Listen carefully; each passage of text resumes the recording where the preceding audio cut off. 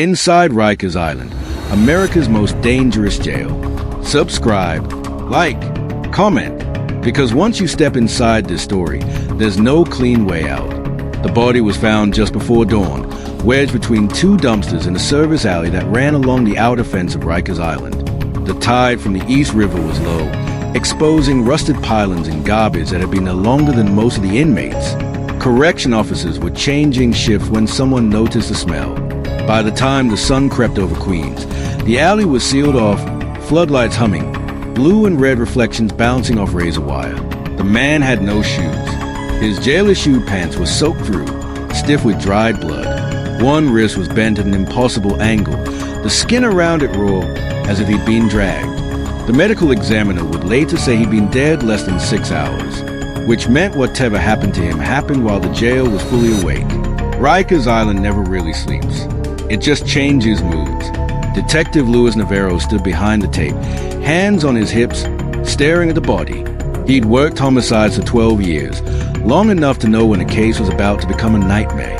This one already felt like it. The victim was Marcus Reed, 32, held on a nonviolent charge, 3 weeks from a court date.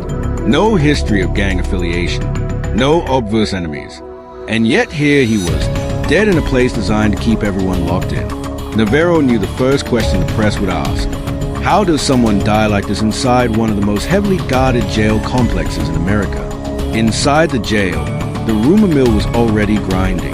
Inmates whispered through vents and undercell doors. Some said Reed had snitched. Others said he'd seen something he wasn't supposed to see. A few claimed he was taken out by guards, not inmates. On Rikers, truth was slippery, and lies traveled faster than paperwork. Navarro was joined by Detective Erin Walsh, younger, sharp-eyed, with a habit of noticing what others dismissed. She crouched near the dumpsters, studying the scuff marks on the pavement. He didn't walk here, she said. No footprints coming in, just drag marks. Navarro nodded. So he dies somewhere else, then gets dumped. Question is where? The answer wasn't supposed to be inside Rikers, but every instinct told him it was. Marcus Reed had been housed in a medium security unit known for overcrowding and tension. The night before his death, there had been a power fluctuation in one of the older buildings. Cameras went down for almost 7 minutes. Officially, it was logged as a routine electrical issue. Unofficially, 7 minutes inside Rikers was an eternity. Walsh pulled up Reed's file on a tablet. No disciplinary reports. No fights. No contraband. He kept his head down. Those are the ones who disappear, Navarro said. They requested surveillance footage anyway. What they got was incomplete. Hallway cameras skipped. Time stamps jumped forward, then backward. One camera outside Reed's housing unit showed him stepping out of his cell during evening count, talking briefly to another inmate. Then nothing. The next usable frame was hours later, showing an empty corridor. Someone had edited the feed. Not sloppily, either. By midday, the warden's office was in damage control mode. Statements were drafted. Words like incident and ongoing review were carefully chosen. Cooperation was promised. Transparency was implied, not guaranteed. Navarro and Walsh were allowed to walk the unit where Reed had lived. The air was thick with disinfectant and something sour underneath it. Inmates watched silently from behind bars, eyes following every step. No one spoke unless spoken to. And even then, their answers were vague, cautious. One man finally broke. An older inmate with gray at his temples leaned close to the bars and whispered he was scared. Scared of who? Walsh asked. The man shook his head. Not who. What? They pressed him, but that was all he would say. In Reed's cell, Walsh noticed something odd. The mattress had been removed and replaced recently. Too recently. The frame underneath had scratches, deep and uneven, like something heavy had been forced across it. Navarro felt the familiar tightening in his chest. This wasn't random. They left the unit with more questions than answers. Outside, a corrections officer approached them quietly. His name badge read H. Donnelly. He looked exhausted, eyes red, jaw clenched. Off the record, he said, lowering his voice, "You didn't hear this from me." Navarro waited. "There's a room," Donnelly continued. "Old storage space in the sub-basement. Not on most maps. Sometimes they take inmates down there. For questioning. For discipline. Walsh frowned. That's not procedure. Donnelly let out a humorless laugh. Neither is a body in the alley. Navarro asked why Donnelly was telling them this now. Because Reed was taken down there, Donnelly said. I saw him. And because whatever's happening down, there is bigger than one dead inmate. They requested access to the sub-basement. The answer came back an hour later. Denied. Structural hazards. They were told. Ongoing maintenance. Safety concerns. That denial was confirmation. As night fell, Navarro sat in his car outside the complex, staring at the silhouette of the jail against the dark sky. Rikers loomed like a concrete island of secrets, cut off from the rest of the city by water and willful blindness. He thought about Reed's face in the alley, about the missing footage, about a room that officially didn't exist. Walsh broke the silence. If they're hiding something, she said, they'll start cleaning it up. Navarro nodded slowly. Then we're already behind. His phone buzzed. A text from an unknown number. Check the laundry records. Midnight transfer. You're looking in the wrong place. Navarro stayed at the screen. Inside Rikers, nothing moved without a paper trail. Laundry included. Midnight transfers were rare. Almost unheard of. He looked back at the jail, lights glowing behind barred windows. Whatever killed Marcus Reed wasn't finished yet. And when they finally opened the locked sub-basement door beneath Rikers Island, what they found would turn a single death into a case no one was ready to face. The laundry building sat at the far edge of the island, a low concrete structure that most people never noticed. Trucks came and went at all hours, hauling out tons of stained uniforms and sheets, hauling back what passed for clean. It was one of the few places on Rikers where inmates, officers, and civilians crossed paths without much scrutiny. And according to the anonymous text, something had moved through there at midnight. Navarro leaned back, staring at the ceiling. They didn't mean to kill him. Walsh looked at him. That doesn't make it better. The next piece fell into place an hour later. Forensics called. They'd found trace fibers on Reed's clothing that didn't match anything in his housing unit. Industrial-grade insulation, the kind used in older maintenance areas. Like a sub-basement, Navarro's phone rang before he could process it. It was Donnelly, the officer who'd warned them. They know you're digging, Donnelly said, his voice barely above a whisper. They are shredding files, reassigning staff, and someone's asking questions about you. Who? Navarro asked. Donnelly hesitated. The captain. That was bad. Captains didn't get their hands dirty. They made sure the dirt stayed buried. By the time Navarro and Walsh returned to Rikers, the mood had shifted again. Too quiet, too controlled. It felt like the calm before a storm, or after something irreversible. They were escorted to a small conference room by two officers who didn't bother hiding their hostility. The captain arrived minutes later, tall, composed, wearing a look of practiced concern. Detectives, he said, this is getting out of hand. Navarro met his gaze. A man died.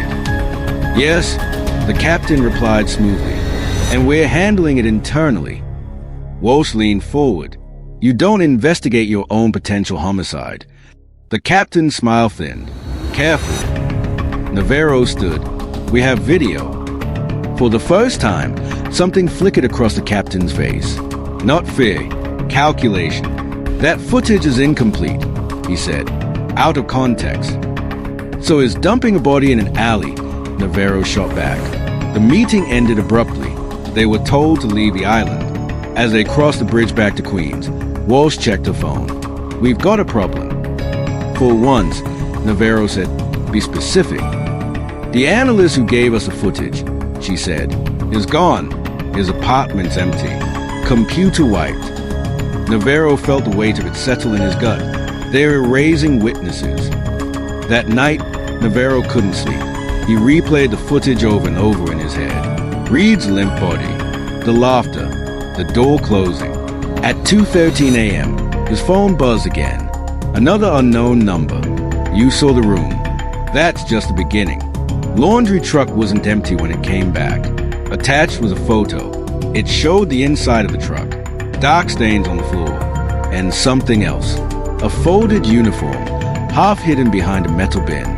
Correction Officer Blue. Name tag visible. Not Reed's. Navarro stared at the name, his blood running cold, because the officer listed on that tag had clocked out early the night Marcus Reed died. And according to official records, he'd never come back to Rikers Island. The name on the tag belonged to Officer Daniel Price. Price was 29, 6 years on the job, clean record, no complaints. According to payroll, he clocked out at 11:18 p.m. the night Marcus Reed disappeared. According to housing logs, he never returned. According to the union, he'd taken medical leave 2 days later and vanished from contact entirely.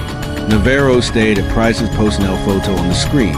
Baby face, nervous eyes, not the kind of man who dragged inmates through basements. People like this don't disappear on their own, Walsh said. They get disappeared. They pushed for a warrant. It stalled. Internal Affairs stepped in, claiming jurisdiction. The warden released another statement about cooperation and safety reforms. The press began circling, catching scent of something rotten but not yet finding teeth. Then a body surfaced. Daniel Price was found in the East River, snagged on debris near the shoreline, weighted down with something heavy and industrial. His hands were zip-tied. His cause of death was blunt force trauma to the head, delivered before he hit the water. Navarro stood at the riverbank as the body was pulled out, the city skyline glittering behind it like nothing had changed. Price wasn't a suspect anymore. He was evidence. The medical examiner confirmed something else. Price had defensive wounds. He'd fought, and under his fingernails, they found skin cells that didn't belong to him. DNA was rushed. The match came back within hours. Captain Robert Hale, the same captain who had warned them to be careful. The same captain who claimed the footage was out of context. The same captain who had signed off on more midnight transfers than anyone else on Rikers Island. They moved fast after that, faster than the system wanted them to. Hale was picked up at his home just before sunrise, still in pajamas, still pretending not to understand why his door was surrounded by unmarked cars. In interrogation, Hale said nothing at first. He sat calmly, hands folded, eyes distant. He looked like a man who had rehearsed this moment. Navarro slid the photos across the table. Reed in the alley, Price in the river, the laundry truck, the shadow footage. Talk, Navarro said, before someone else dies. Hale finally looked up. You think this started with Reed? He asked softly. Walsh felt a chill. It started when you decided rules didn't apply to you. Hale smiled, thin and sad. Rules don't keep Rikers running. Fear does. Piece by piece, the truth spilled out. The sub-basement room wasn't for discipline. It was for silence. Inmates who knew too much. Officers who saw too much. Hale called it containment. He'd inherited it from a predecessor who'd inherited it from someone else. A tradition buried under decades of paperwork and willful ignorance. Marcus Reed had stumbled into it by accident. Assigned as a cleaner, he'd seen Price escort an injured inmate into the sub-basement and come back alone. Reed asked questions, the wrong questions. They were supposed to scare him. Hale said, make him forget what he saw. Price panicked. He hit Reed harder than intended. Reed collapsed, dead. So you killed them both, Walsh said. Hale shook his head.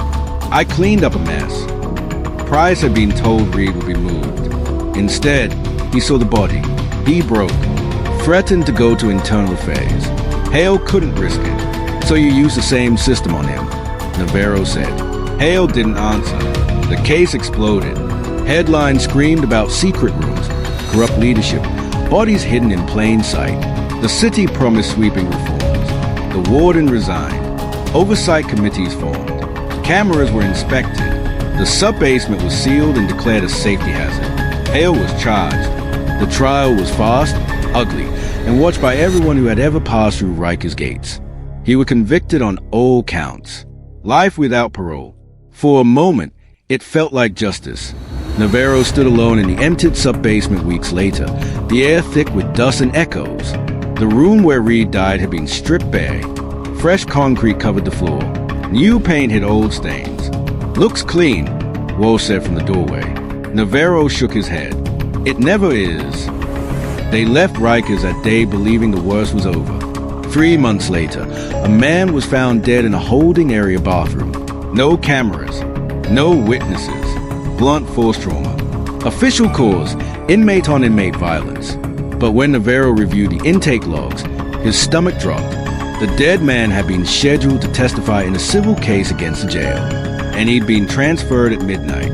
Laundry truck records showed another unscheduled delay. Navarro stared at the screen, the familiar weight settling back into his chest. He understood then what Hale had meant. They thought the monster was behind bars. But Rikers Island didn't run on one man. It ran on silence. If you think the story was intense, you're not ready for the next one. Hit subscribe, because some doors should never be opened, but they always are